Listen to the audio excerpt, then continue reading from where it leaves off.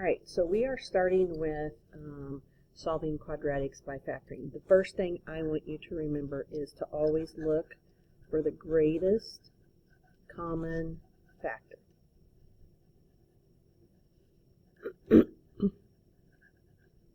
Alright, so remember we have three types of factoring. We have greatest common factor, then we have difference of squares, then we have trinomials. So the first one we're looking at is difference of squares. So this is difference of squares. If you go back to your factoring notes from last unit, then you will find those listed. So first thing we're going to do is, because it's difference of squares, I know I have two parentheses, always a plus and a minus. It's set equal to 0 because we are solving. So we are actually going to find answers. So the first thing, you're going to square root 9x squared. You get 3x, 3x. I'm going to square root 4. I get 2 and 2. Those are my two parentheses. So you always have a plus and a minus in the middle. Now, because I'm solving, I'm setting each one of those equal to 0, and I'm going to solve. So I subtract 2, I get 3x equals negative 2, x equals negative 2 over 3. I add 2, I get 3x equals 2, so I get x equals 2 over 3, right? Because I'm dividing those. So these are my two answers. Now, I know I have two answers because this is x squared. Your largest exponent is always telling you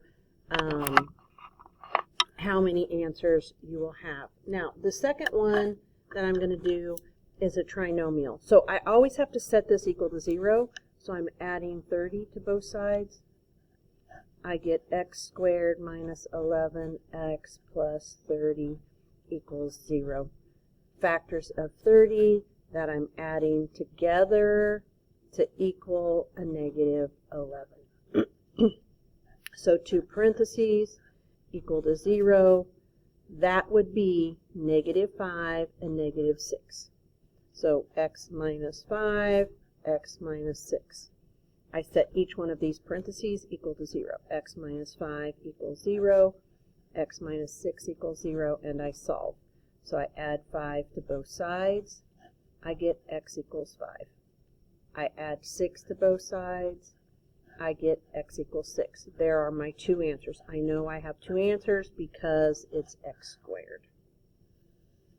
All right, the next one is a trinomial, but it has a leading coefficient. So I have to move everything over here with the x, the 3x squared. Now you guys are going to want to move it over here, but I can't have a negative x squared. So I need to add 24 to both sides, and then I need to subtract 17x from both sides. So now I have 3x squared minus 17x plus 24 equals 0. Remember, I multiplied these two together, and I get 72. Factors of 72 that I'm adding together to get a negative 17. That would be a negative 8 and a negative 9. Now, because I have that leading coefficient, because I have this, I have to replace that negative 17 with the negative 8 and negative 9. So now I have 3x squared minus 9x minus 8x plus 24 equals 0. Now, what you're going to do is you're going to do grouping. Divide the first two by the greatest common factor, which is 3x. Then I look at the second one. I'm going to find the greatest common factor, which is 8. But because this is negative, I have to divide by a negative 8. The 3x comes to the front, and I divide, and I get x minus 3. I have the negative 8. It comes outside. I get x minus 3 equals 0. Okay, now I'm going through this factoring pretty quick because you should already know how to do this. The only new is the solving. Now, I have the x minus 3 that are common, so I'm writing that down. X minus 3 times 3x minus 8 equals 0. I set each one of these equal to 0, and I solve. So I get x equals 3 and x equals 8/3. Now, if you didn't quite understand how I got 8/3, then you need to do that Algebra 1 math there, and then you will see. All right, so the next one, I have to have everything on the left-hand side. So I'm adding a 3x squared, adding a 3x squared. I'm subtracting a 10x, subtracting a 10x. So now I have 3x squared minus 10x plus 8 equals 0. So because I have the leading coefficient, I am multiplying 3 times 8, which is 24, factors of 24 that I'm adding together to get a negative 10. That would be negative 6 and negative 4. So I replace those in the middle because I have that leading coefficient. So now I have 3x squared minus 6x minus 4x plus 8 equals 0. Then I group. What goes into the first group? 3x. What goes into the second group? Negative 4. The 3x goes to the outside. What I have left is x minus 2. The negative 4 comes to the outside. I have x minus 2. I take what they have in common, which is x minus 2, and I take what's left, and I put it in the second parenthesis. Now you will set each one of these equal to 0, and you will solve. So I get x equals 2, and x equals 4/3. So once again, if that math, you didn't see what I was doing, then please do it on your own there.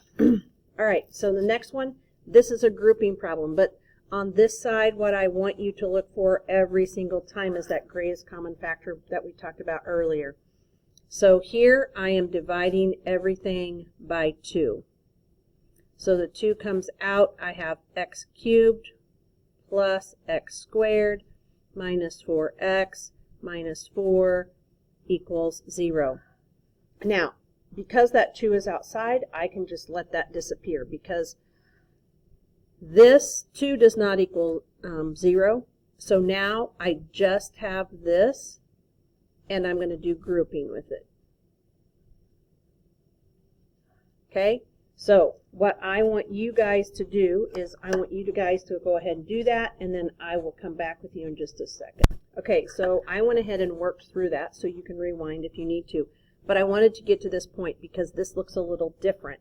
I have an x squared, but you're still taking each parenthesis and you're setting it equal to 0. Now, I want you to look up and see how many exponents, what's my largest exponent? It's 3, so I should have 3 answers. So the way I get that is I get the x equals negative 1, I add 4 to both sides, I get x squared equals 4, I take the square root of both sides, I get x equals plus or minus 2. So there are my 3 answers. Okay? All right, the next one I want to look at, I'm going to see what they have in common. They have an x in common, so I'm dividing everything by an x. So I take an x to the outside, I get x squared plus 4x minus 5. Now, this is a trinomial, and it's x, it just has a 1 in front, so I don't have to do grouping. So I'm looking for factors of 5 that I'm going to subtract to get a positive 4. So that would be positive 5 and 1.